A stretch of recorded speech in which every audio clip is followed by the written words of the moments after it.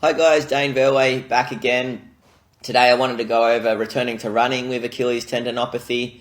Now this is quite a tough decision as a physio, and I can see why a lot of people get a bit despondent and lost and unsure, because it's not a recipe-based formula and it's not the same with everyone. It really depends on how bad your Achilles is at the time, how long you've had it, your background of running, how many times you've had the Achilles issue. There's so much that goes into it, and a lot of thought, a lot of clinical reasoning. So I wanted to go over a few of the things that I often think about when I'm making the decision. Probably the biggest thing that I start with when I'm trying to work out, okay, can this person run or not?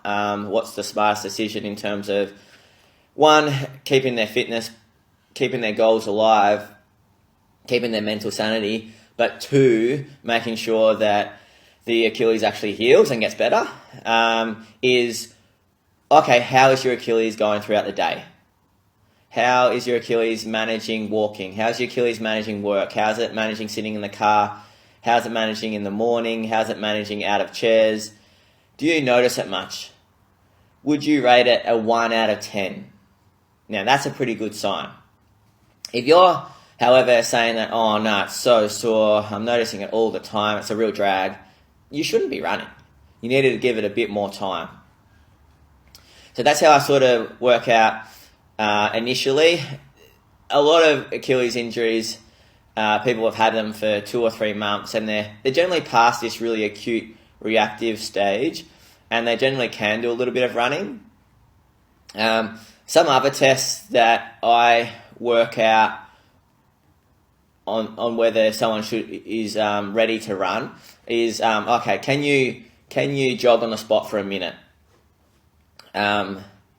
Okay, and it's only 1 out of 10. All right, you're ready to run. Okay, how much? Well, we'll work that out. So that's one test, but also so is hopping on the spot for 30 seconds, so is calf raises on the spot for 30 seconds, and just monitoring the response, the pain response, then, during, and even the next day. Now, if it's still sort of a 1 or a 2 out of 10, then yep, you're okay to start running. All right, so there's a few things. Okay, your daily response just at work and with general living, how does the Achilles respond to that? If it's a 1 or a 2 out of 10, then generally you're able to sort of get running. If you can jog on the spot for a minute, if you can hop on the spot for a minute, and then during that activity, after it, and the next day, it's still a 1 or a 2 out of 10, then you can start running. That poses the next question. How much running can you start with? And this is where there's a lot of variability too. Some people, I just start on a couch to 5K program. Generally, these are the ones that are really sore and you've been out for a while, and so you start on a really low amount of running, and it's a majority walking, and you're gradually reducing the walking, increasing the running over a 6 to 8 week period. They're quite slow. You're strengthening on the side. As the symptoms subside, you're gradually getting stronger, you can gradually tolerate more, and you gradually increase the duration of running. Other people, their first run, they might be like, well, it was only a 1 out of 10, or I didn't even feel it, and I managed 5K. So some people, they are able to do 5Ks 2 or 3 times a week that first week, or when they're trying to get back to running. So you can see there's quite a mix in terms of how aggressive you are, but once again, that's sort of determined on how it responds during and after that first run. So we're governed by pain. We're governed by pain a lot. So that's probably what I wanted to go through today, is assessing readiness to run and tolerance of running. And it's really governed by a 1 or a 2 out of 10 during, right after, and then the next day.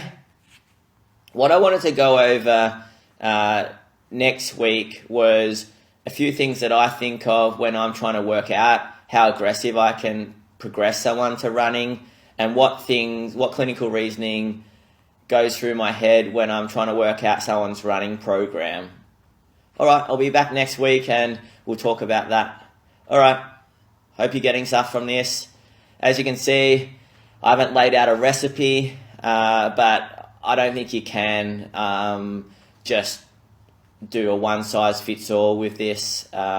Otherwise, some people will be getting better and some people will be getting worse with this advice.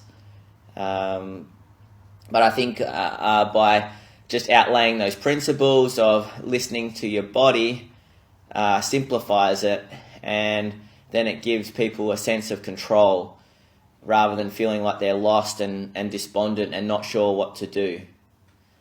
All right, see you guys. I'll see you next week.